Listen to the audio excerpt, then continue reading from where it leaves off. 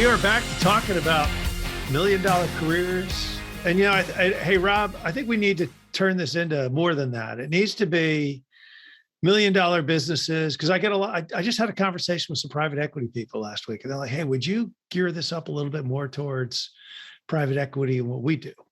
Yeah, let's do it. I'm like, hey, guys, it's all about business. But anyway, hey, we're back with Rob Houghton.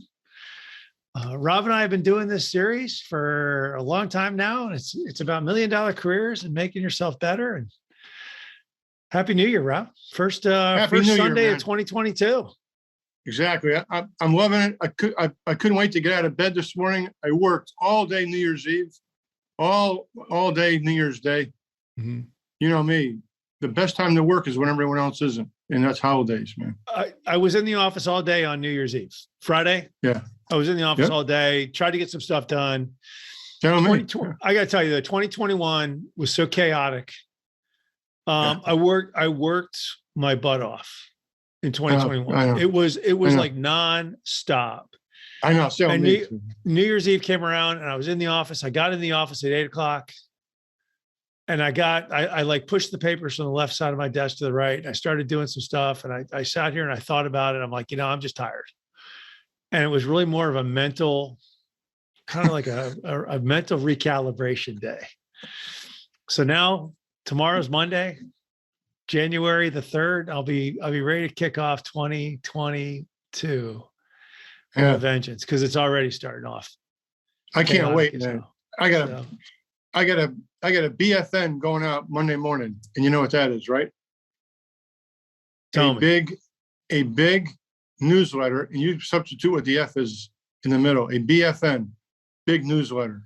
I loved what you just wrote. Your link on LinkedIn. The three things, it was the three things I love about this country. Yeah. Three things I learned in special forces. And they're absolutely right. There's no excuses. Do the things you need to do to be successful. No excuses. Love this country. Stop complaining. Love this country, because millions of people are banging down the door to get in. And the people that are trashing it are the ones who are just very self-serving. The wokes, man. The wokes. I hate the wokes. Wokes. Can't stand them. I think they do more damage. But I think the whole, here's the gig. And this is what our topic is going to be today.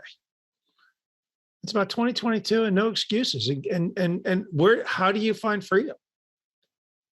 And my opinion is what the wokes do is they're so negative that they tell you what is all screwed up. Well, you know what?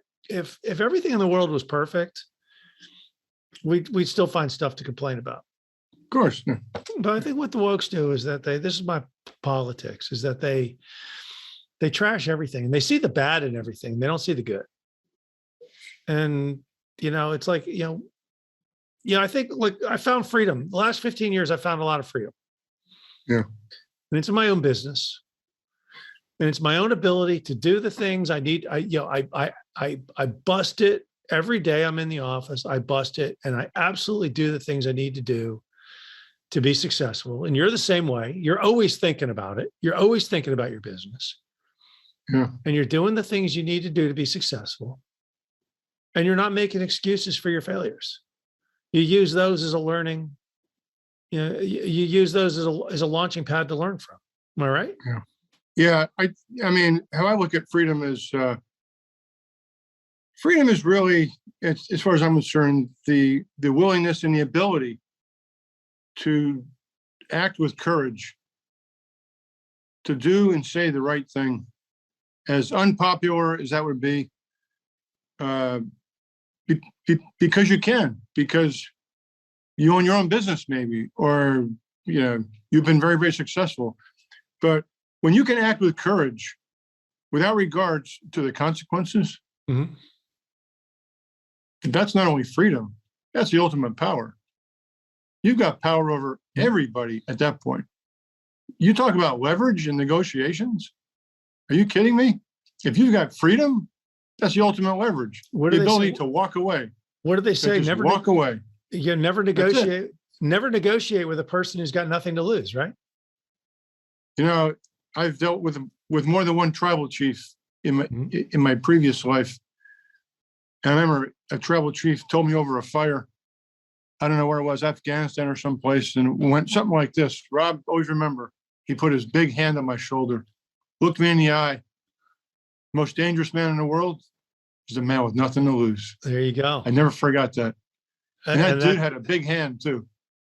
yeah. And that's, and you look at like, when I started my business, my wife was all about it. My wife, Lisa's my great, she's an incredible life partner, an incredible business partner. And it was like, we had an opportunity to go to work for a big OEM, go sell airplanes again, or start my own business.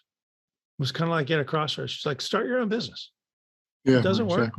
exactly. Go work for an OEM. Yeah, me Go too. see what happens. Go see what happens. We it was really funny because we went max conserve on the money. Got rid of the Tahoe. The Tahoe? I had a Tahoe. Yeah, I had this beautiful Tahoe. Got rid of the Tahoe, traded it for a Camry. I got rid of the Tahoe and traded it for a Camry. No kidding.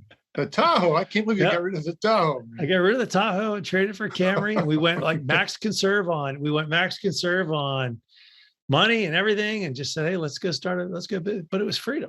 Yeah, it's like, hey, look, now I can do everything I want to do. Absolutely. And do everything I can to be successful. But I think about, but it's like, leaders and managers. Yeah.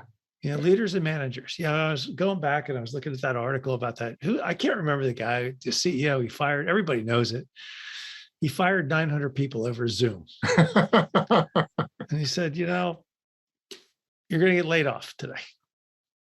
And everybody said, "Oh, what a horrible person to do that." They're 900 hardworking people, and you're firing them over Zoom. Well, all right, they were all spread out around the country, so you're not going to bring them to Kentucky or wherever the heck the company's based.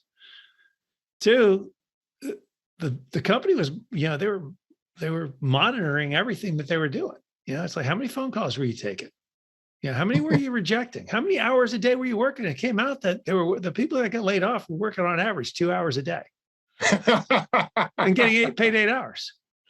And you go, well, so the woke camp was like, oh, what a horrible CEO. He fired 900 people over Zoom. And then all the other people in the business were like, yeah, because these people were working 2 hours a day and we're working 8 or 9. Fire them. Go find some people. Go find some people who are doing it. Look, leadership is not always doing the fun thing or the nice thing, but it's doing the right thing for everybody else in the business, right? And leadership is totally different than management. There's a lot of people out there that can manage, but how many people can lead? Big difference. A leader is someone who takes ownership in what he does, admits his mistakes. One of his direct reports makes a mistake during a big meeting with the SVP. SVP says, how the hell did this happen? The department leader, he's the guy that steps up and said, I'll take ownership for that. Yep. That's on me. Yep. Sales guy doesn't get in trouble, even though he made the mistake. It's on me. All right, great. How do you think that sales manager feels? He's going to be kicking ass and taking names later the next week because his boss had his back. That's leadership, man. But how many people? But here's you hire a vice president of sales.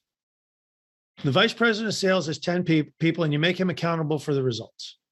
But how many times have you seen business owners then micromanage that VP of sales? They're calling up salespeople directly. Hey, what did you sell today? What did you do today? And now the salesperson thinks that they're answering to the CEO or the owner of the business. And you've totally cut your VP of sales out of the position. Whereas if VP of sales comes in and goes, hey, if you want to cut me out of the process and go talk directly to my people, you don't need me. I'm out. Yeah. I'll go to work for a competitor and I'll kick your ass.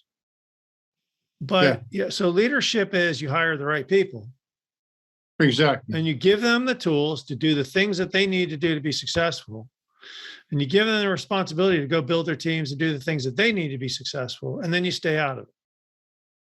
And then you say, all right, every week, where are we? What have we done? Everybody's a big powwow. Where are we? What have we done? What do we need to be doing differently? And everybody comes to it. And you say, look, we're not going to do everything 100% correctly. Yeah. But if we get 80% and we screw up 20%, tell us why we're screwing up 20%.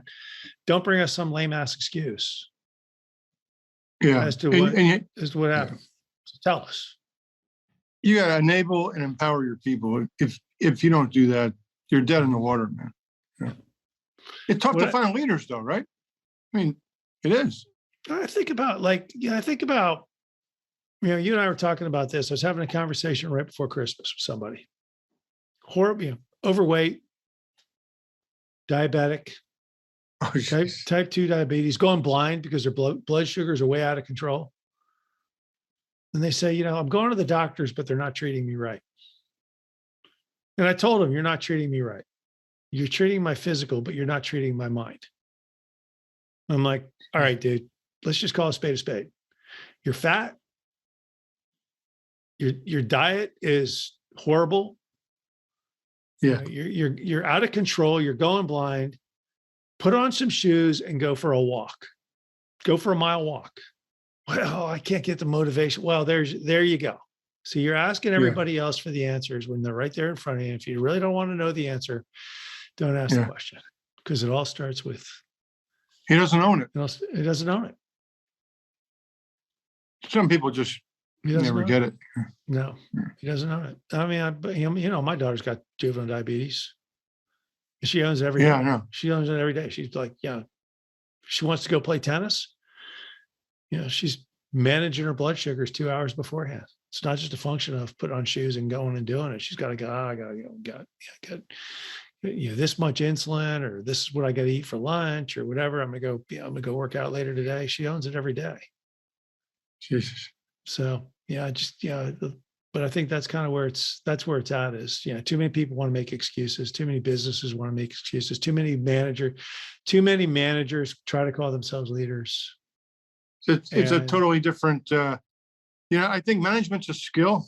Leadership's more of an attribute. Are leaders made? Are leaders born, or are leaders made? I think they're mostly born, because I mean, I say mostly because I've seen leaders, you either got it or you don't. I mean, you could be molded into a good leader. Like the military, particularly special operations, does a pretty good job of teaching people leadership skills.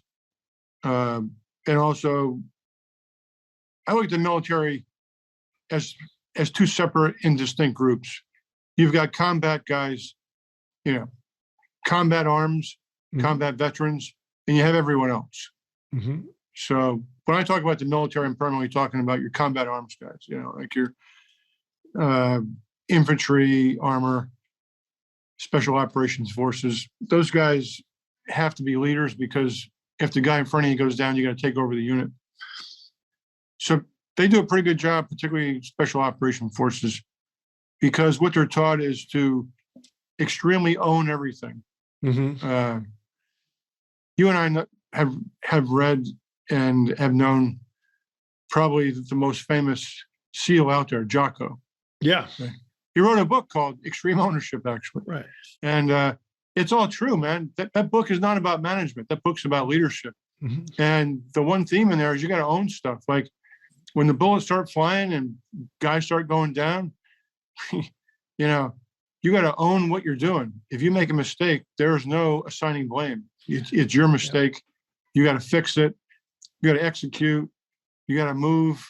You got to react.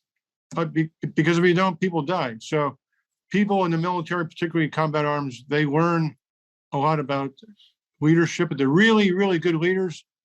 Mm-hmm. They're natural. You can't teach that. I mean, it's like, I think you could teach it. I think there's a lot of people. I think, I guess so. Maybe. Well, I think it's interesting. Is everybody thinks about salespeople as, I want the high energy, hair on fire, willing to run through walls salesperson. I'm like, well, what about the quiet person? What about the quiet person who's just really good with people? He's just got good people skills.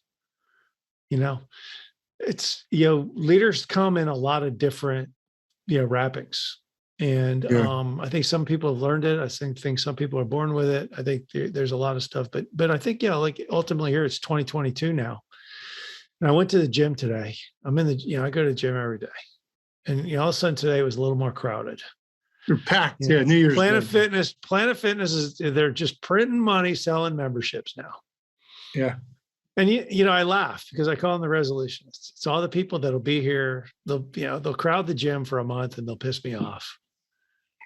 And then, by February 1, it's like, all right, you got to put up with it for 30 days. But then by February 1, they're all gone. And why are they all gone?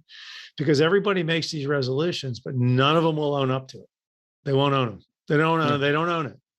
Yeah. Yeah. If you own it, then you got to be researching the exercises to do, the performance nutrition that goes along with it. You probably got to spend money for a trainer. I mean, you got to own it. You got to go all in, man, or else it's never going to happen. Owning it's just showing. I sort of think of it differently. I go, owning it's pretty simple. I mean, let's not make it too complicated. Owning it is just showing up at 7 o'clock every morning and getting on a treadmill for a half hour. I mean, it doesn't take a whole lot. I mean, what I do in the, my workouts, gym workouts are very intense. But like for people who are like, hey, look, I just want to get started. Okay. 7 o'clock every morning, get your butt on the treadmill, go get on the elliptical machine, do it. Run the stairs. Run the stairs. The people in the gym are as friendly as the people in the donut shop. Probably more friendly, to be honest with you. I remember there was a guy at the gym. This guy, he'd go in there for like 20 minutes on the treadmill. Yeah. Not a tough workout, but a fairly good workout. He'd be like jogging and he'd be walking fast. And 20 minutes, boom, he was done.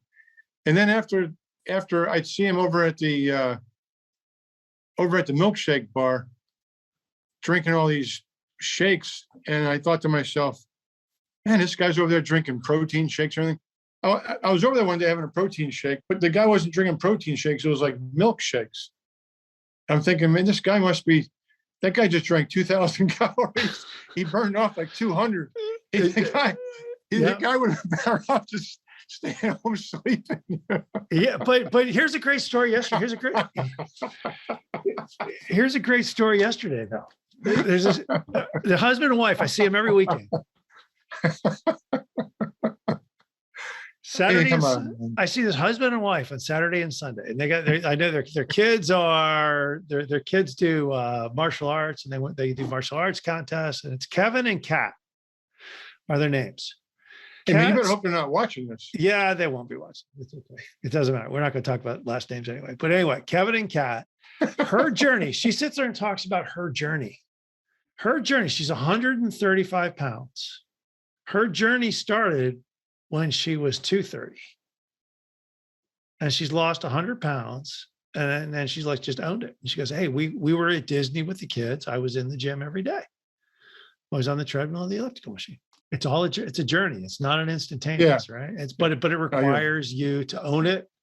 It requires people to, it requires people to own it. It requires people to get disciplined about it. It requires people to say, hey, look, I really want this.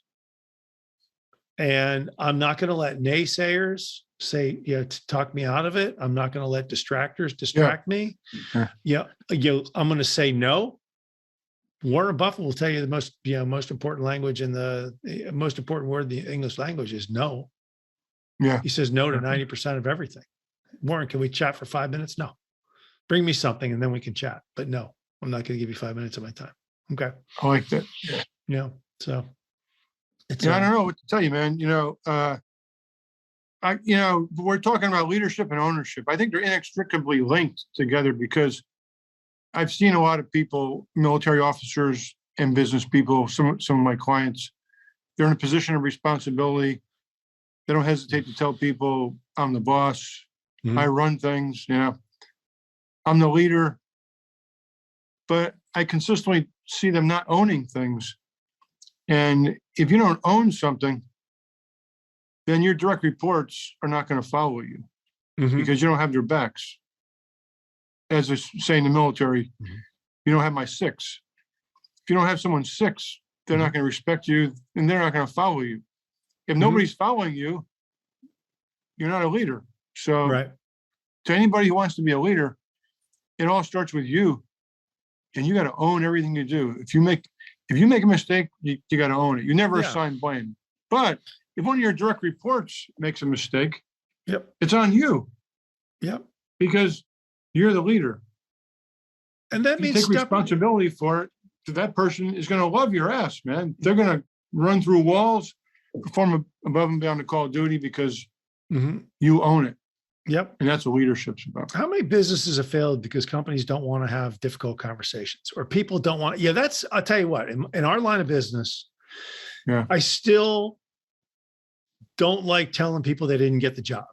It's a difficult conversation to have. Yeah. Ultimately, look, you have a role that you fill. You have three people who are vying for the role. 2 are not going to get the job. And you got to go to the other 2 and you go say, look, this one's not for you. For whatever reason, they went with somebody else. And sometimes that's a very, more often than not, that's more of a difficult conversation. And they wear me out. I'm like, oh, but they got to be had. Those difficult conversations had. And today it's, they talk about ghosting. Businesses ghost candidates, or people accept jobs and then they just don't show up. And then when you call them up, they're like, they're nowhere to be found. And it's, finally 6 months later, you get a hold of them. Hey, what's oh yeah, I ended up taking another job. Well, why didn't you just ask me? Oh, it didn't matter. It didn't matter. Well, that's a function of character. It's like, hey, look, this is business. Have difficult conversations. It's business. Have difficult conversations. Doesn't, it's okay. It's okay. Just, look, you've got great skills. You've got great skills. You've got a long road ahead. It's just not going to be in this one role. Let's stay in touch. We'll build a relationship. We'll find something different for you, right? Embrace the uncomfortable. I think that's kind of what everybody wants to make resolutions for 2022. And I don't even know how you call it a resolution because it's really not an actionable, it's not a goal that you can measure, but it's just own everything in your life. Yeah. And don't make excuses and understand when things go wrong, you played a part in it. It's like people who say, well, why'd you leave a job? Well, I didn't get along with my boss. Well, if you don't get along with your boss, you're 50% of the problem, right? Yeah. Yeah. Just say, I just wasn't smart enough. It just, I just couldn't get up out of damn bed and show up to work on time. So I need to find a job that is an afternoon shift or something. Yeah, there's something. Whatever needs to change. Whatever needs to change, right? Just sit there and say, hey, look, but I think that's kind of the goal for 2022 is to say, own it. It's your life. It's your career. It's everything. Just own it. And, and don't make excuses about it. I got into a huge argument with the son of a friend of mine. So this was a funny situation. So I'm staying in this hotel now, and there's a guy and his wife. I'm not going to mention any names because I'm pretty sure he watches all these, but he knows who he is. And I'm going to call him out now. So his son's sitting at the table. And I said, we're talking about New Year's resolutions and all this stuff. I said, what really bothers me about New Year's resolutions and what bothers me about popular culture is that every time I watch something on TV, primarily sports, these people say the same thing. I live in the moment. I live in the present. I don't worry about things I can't control. It's like it's stamped on the camera lens because they all say the same thing. Mm-hmm. And I told them about New Year's resolutions. I said, the first thing you got to do, personally or professionally, is you have to look in the rearview mirror. You have to reflect on the past because you can only own the past if you reflect on it. And if you reflect on the past, process it, own it, change it around, only then can you really start thinking about the future. And that's what the resolutions are all about. So how can you sit there and just make resolutions and not own what you did in the past year? So the first thing you got to do is you got to reflect on the past before you even operate in the present and start obsessing about the future. And the young guy, he's 19 years old. He didn't like that. he immediately says, no, no, no, no. He says, you don't worry about the past. You don't worry about the future. You just operate in the present. You do what you feel like doing. I said, hey, man, that's what animals in the jungle do. They live in the present. Can you imagine what this world would be like No, if people never reflected on their mistakes of the past no. and they operated in the present? You have a lot. There's a lot of selfish people out there. You know what I mean, hey, that's a good-looking woman, and I know she's married and she's got 3 kids, but I'm going to go over and give her a big kiss because I'm going to operate in the moment. Right? He didn't like that at all. Yeah, But I don't really care. I think I'm going to operate. That's like a big, that's a big excuse for I'm not going to take responsibility for my life, quite frankly. Yeah. Yeah, I'm going to operate. That's what that is. It's like, hey, I'm not taking responsibility. I'm going surfing every day, and whatever happens, happens. You know, and I don't worry about something I can't control. Really? Yeah. Well, own it and take control, dude. You know? Yeah. I mean, look, there's things. You're right. You can't control the weather. You can't control, you can't control the fact that American Airlines just canceled 20 flights, and maybe yours. You can't control a lot of things, but there are things that you can't control. And that's how you react. It's like when things go south, how do you react? So, it's like, hey, look, American Airlines cancels my flight. I got an American Express card. I'm going to go check into a hotel and I'll figure out, what the next flight is out, and I'll adjust to it. Right. So it's setting yourself up for success, but that's like, look, what are people thinking about in 2022 business wise? Yeah. Do you realize that when I first started, I used to log every phone call I made. And at the end of every week, every day, every phone call I made, I kept a little log of it. And at the end of the week, I'd say, okay, I judge myself for the week by how many phone calls and conversations did I have, and how many hours a day was I on the phone? Yeah. And that was a metric I canceled. Then I changed that metric to, how many people did I send on job interviews? That was my level of business. How many people? And then I changed the metric to, when I talk about my marketing, how many people am I connecting with on my marketing? Yeah. Every day I knew I could go back and I could tell you today exactly how much money I made in 2011, how many phone calls I made in 2011, what my success rate in 2011 was, how many people I had to send in to a job interview before somebody would get hired. What's that ratio? Yeah, exactly. I keep track of that too. You look at a business leader today, you're going, it's 2022. Okay, here's a resolution for you. Identify your bottom 5 people. And what are 5 things you're going to do to make those bottom 5 people either better, or if you can't make them better, replace them? I think I totally agree with that. I keep track of how many people I send out on interviews, and I keep track of how many deals I close. I used to have a system hooked up to my computer. It was a call accounting system. So at the end of the week, it would keep track of how many phone calls I made. Mm-hmm. And when I hired recruiters, I would tell them, here's the metrics. If you make 350 phone calls in a week, you're going to get so many interviews, and out of those interviews, we're going to get so many placements. So I said, it all depends upon how many phone calls you want to make. And people would budget. They would set goals. They're going to make 400 phone calls or 600 phone calls. And we could predict within 10% how much money they were going to make at the end of the year. So it became an activity game. Yeah. It took away their excuse. If they didn't perform, you go back and look at the records. You go, okay, here's where you failed. Exactly. Here's why. February was a down month. Your task was 350 phone calls a week. You only made 40. Why did you only make 40? Well, whatever the reason was. Well, at least they knew. Yeah. It was there. So that's the way I look at it. It's just really simple. Businesses now moving forward. It's like, okay, I got 5 underperforming people. Let's go back and find out why they're underperforming and help them get better. If we can't help them get better, let's replace them or put them in places where they belong, where they're better suited. I think that's a lot. Well, that's a lot of it too. I think you talked about leadership and sales. I'll make a point about that. So we used to do a lot of personality profiling, and there's certain attributes that you can identify in salespeople. And I used to hire recruiters. They would actually walk into my office. They would knock on the door when I had a retail location, and they would say, "Hey, I want to be a recruiter." And they would come in and talk about how much money they wanted to make, and they were going to be a really good recruiter. And I give them the personality test. And it never ceased to amaze me that the people that scored high on the attributes, like empathy, ability to connect, ability to handle rejection, there were like 6 or 7 of them.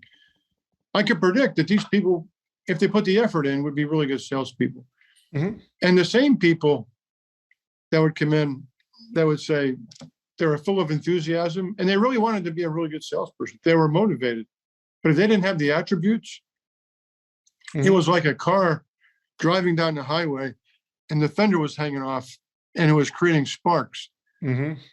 After 3, 4, 5, 6 months, they just couldn't do it anymore because they didn't have the attributes. Mm-hmm. It created a lot of stress, and the stress eventually catches up.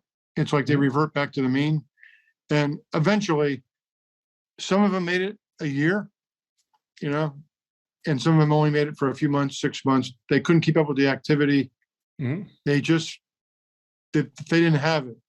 Mm-hmm. You know what I mean? But the people that had the attributes, it was just easier for them because it was just easier because they had those God-given talents. Mm-hmm. And I really think leadership is the same thing too, because I mean, the great leaders that I've been around in private sector and in working with special operation forces organizationally were people tell me as a kid, they were always the leader. They're always the leader in school, on the football team, making the plans, what they were going to do on a Friday night. It was, the high school quarterback. A lot of times those leadership skills or leadership attributes were exhibited at an early age and they just sort of grew into it. Mm-hmm. I mean, I'm not the expert on it, but I tend to be in a different camp, I guess, than you are. I think a lot of leadership is natural attributes. But as I said, particularly in combat arms in the military, I think the military does a good job of teaching leadership, because leadership is one of those things. It's both a skill and it's an attribute. Mm-hmm. A skill being something that's teachable, obviously, like handwriting or communication skills. Attributes is like, grit, drive, team ability, leadership, that kind of thing. So I think leadership is kind of a tweener. I think it's both a skill and an attribute. Yeah, but I think personal leadership, it comes down to, it's like this. Like I said, if you're a business leader, it's looking at your bottom 5 people and saying, okay, here's my plan to get them better. Yeah. Understand that every goal requires an action. I want to get my 5 worst people or my 5 underperforming people better. Here's what I'm going to do. I want to lose 10 pounds. Losing 10 pounds requires an hour in the gym every day for however long, So I will commit to being in the gym an hour a day. Yeah. Yeah. I want to make so much money as a salesperson requires me making so many contacts with clients. Yeah. My worst client, I want to get rid of my 5 worst clients. Okay. I'm making 5 phone calls on Monday and I'm firing them. Because, exactly. Whatever. I will have 5 difficult conversations on Monday, right? I had a girl, I'm sure you've had the same problem. So I'm sitting in my office and most people, I don't know if it's recruiting business or what, but I would hire these people. They'd be about 1 in 4 would be like really, really good. Mm-hmm. But it was always the same pattern. After about a year, maybe a year and a half, they walk in my office and tell me, hey, Rob, I'm making you all this money. I'd like to have a part of the business. Mm-hmm. So, yeah, sure. What do you mean? Well, I'm going to be your partner. Fantastic. I'd love to have a partner. Spread the risk out a little bit. Yeah. I mean, and then have this surprised look in her face. Really? I can be a partner? So, yeah, I'd love to have you as a partner. And then they would say, really? So what's the next step? And I said, well, what percentage of the business do you want?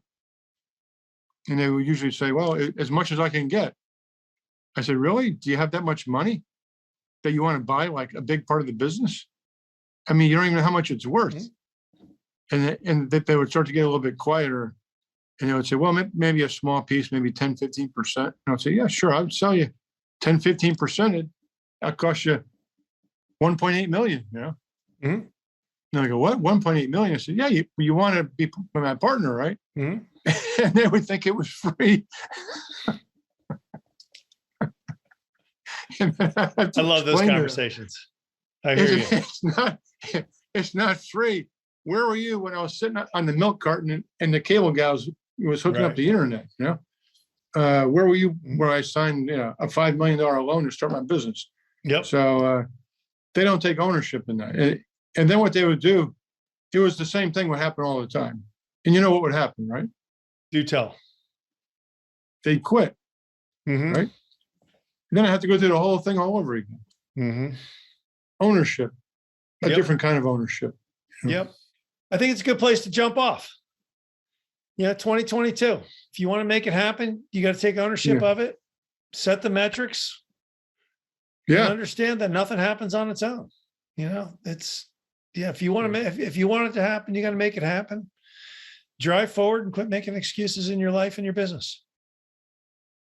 Yeah, stop complaining and extremely own it. I would just want to close with this one thought. And I think it's really important for young people to understand this. It's what you want. Ultimately, there's something that is worth much more than money, power, status. One thing, it's freedom. And how do you attain freedom? At least professionally, it's when you find yourself acting with courage to do the right thing, to say the right thing, to do the right thing, regardless of the consequences. When you reach that point in your career, no matter how much money you have in the bank, you've made it. Yep. That is freedom.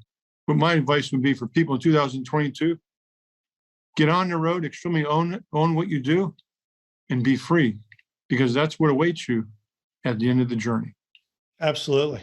So, Rob, how do people get a hold of you? R. Houghton at MR Fairfax, or they could just go to my website, which is www.mrfairfax.com. Great. And people can get me at Craig@northstaresg.com or a website, northstaresg.com, and contact info's there. Hey, Rob, happy New Year. Happy 2022. It's going to be a great one. Looking forward to many more of these conversations and All right, brother. 2 more record years. Yeah, man. I can't wait. Matter of fact, as soon as I hang up, I'm getting back on my computer. Got work to do. Buddy. All right, Craig. All right, my man. Talk soon. I hope you enjoyed the latest edition of the Aerospace Executive Podcast. You can reach out to me directly, Craig@northstaresg.com, or check us out at www.northstaresg.com. You can subscribe to this podcast on iTunes, Stitcher, Podbean, or on YouTube. Just do a search for Aerospace Executive Podcast. Thanks again. I'm Craig Piven.